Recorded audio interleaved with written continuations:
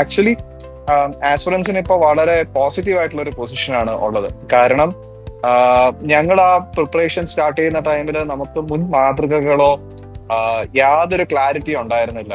ഇപ്പോ എന്റെ ഒരു കാര്യം പറയുകയാണെങ്കിൽ ഞാൻ അന്ന് 2020 UPSC പ്രിലിംസ് പ്രിപ്പയർ ചെയ്യുന്ന ടൈമിൽ വളരെ ആക്സിഡന്റലി കാണുന്ന ഒന്നാണ്. ഓക്കെ, കേസിന്റെ നോട്ടിഫിക്കേഷൻ വരുന്നത് 2019. അപ്പൊ അതിന് അത്രയ്ക്കത്ര ഒരു ഇമ്പോർട്ടൻസ് ഒന്നും കൊടുത്തു. കേസ് അല്ലെ, കേരളത്തിൽ ഓക്കെ IAS ആണല്ലോ അടിപൊളി എന്നൊക്കെ പറഞ്ഞ് ഞാൻ അതിനെ മാറ്റി വെച്ച്, ഞാൻ മാത്രമല്ല, ഞാൻ ഇപ്പോഴുള്ള പല ആൾക്കാരും. പക്ഷെ ലുക്കിംഗ് ബാക്ക്, സർവീസിനുള്ളിൽ കയറി നമുക്ക് കിട്ടുന്ന ഒരു അവന്യൂസ് ആണെങ്കിലും ശരി, ഓപ്പർച്യൂണിറ്റീസ് ആണെങ്കിലും ശരി, it is at par. Because കേരളത്തിലെ സ്റ്റേറ്റ് സിവിൽ സർവീസിലേക്കായിരിക്കും നിങ്ങൾ ഈ എക്സാം എഴുതി കടന്നു വരുമ്പോഴത്തേക്കും ഭാഗമാവുക. IAS ഓഫീസേഴ്സിന് ഒപ്പം അല്ലെങ്കിൽ IAS ഓഫീസേഴ്സിന് ലഭിക്കുന്ന സിമിലർ ആയിട്ടുള്ള ഒരു ഓപ്പർച്യൂണിറ്റിയാണ് ഒരു സ്റ്റേറ്റ് സിവിൽ സർവന്റ് ആവുമ്പോഴത്തേക്കും കിട്ടുന്നത്. ഇപ്പോ ഇത്രയും നാൾ ഇപ്പൊ റവന്യൂ ഡിപ്പാർട്ട്മെന്റിൽ ആണ് ഡെപ്യൂട്ടി കളക്ടേഴ്സ് ഉണ്ടായിരുന്നത്. സോ അവർക്ക് റവന്യൂ റിലേറ്റഡ് മാറ്റേഴ്സ് മാത്രമാണ് ഉള്ളത്. പിന്നെ ബാക്കി എല്ലാവരും ഡയറക്ട് റിക്രൂട്ട്മെന്റ് ഉണ്ട്, അതായത് ഡിപ്പാർട്ട്മെന്റ്സിലോട്ട്. ബട്ട് അതെല്ലാം തന്നെ ആ ഒരു റോളിലോട്ട് മാത്രമായിരിക്കും നമ്മളെ ഡിഫൈൻ ചെയ്യുന്നത്. ഇതങ്ങനല്ല.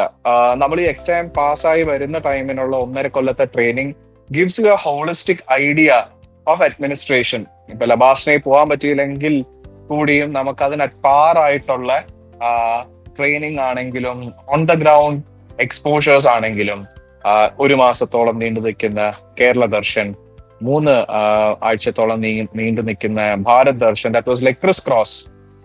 ഞങ്ങൾ 104 പേരുള്ള ബാച്ചിലുള്ള ഒരാളാണ് ഞാൻ. അപ്പൊ ഞങ്ങൾ 104 പേരും പല ഗ്രൂപ്പ്സ് ആയിട്ട് ചേർന്ന് ഇന്ത്യയെ അറിഞ്ഞു. ഇന്ത്യയിലെ എല്ലാ ഭാഗങ്ങളും, let it be north, south, east, west, north east and the islands. വളരെ പ്രഗത്ഭരായിട്ടുള്ള അതാത് മേഖലകളിൽ ഏറ്റവും പ്രമുഖരായിട്ടുള്ള വ്യക്തിത്വങ്ങളുമായിട്ടുള്ള ഇന്ററാക്ഷൻസ്, ക്ലാസസ്, അത് നിങ്ങൾ ആരെ പറ്റി വേണമെങ്കിലും ആലോചിച്ച് നോക്കൂ. ഇപ്പൊ എഴുത്തുകാരാണെങ്കിൽ ഇപ്പൊ ബെന്യാമിനെ പോലുള്ള എഴുത്തുകാരുമായിട്ട്, പൊളിറ്റീഷ്യൻസ് ആയിട്ടാണെങ്കിൽ ഇപ്പം ശശി തരൂർ പോലുള്ള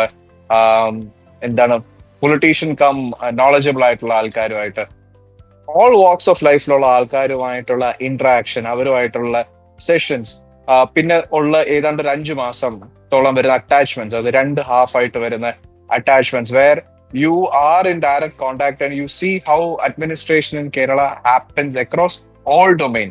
റവന്യൂ ഡിപ്പാർട്ട്മെന്റിലെ വർക്കിംഗ് എങ്ങനെയാണ്, സിവിൽ സപ്ലൈസസ് എങ്ങനെയാണ്, GST എങ്ങനെയാണ്, രജിസ്ട്രേഷൻ എങ്ങനെയാണ്, ഞാൻ വർക്ക് ചെയ്യുന്ന ടൂറിസം എങ്ങനെയാണ്. അതും കേരളത്തിൽ നിങ്ങൾക്ക് ഒരു ഇഷ്ടമുള്ള ഒരു ഡിസ്ട്രിക്ട് ചൂസ് ചെയ്ത് അവിടെ പോയി യു കുഡ് വർക്ക്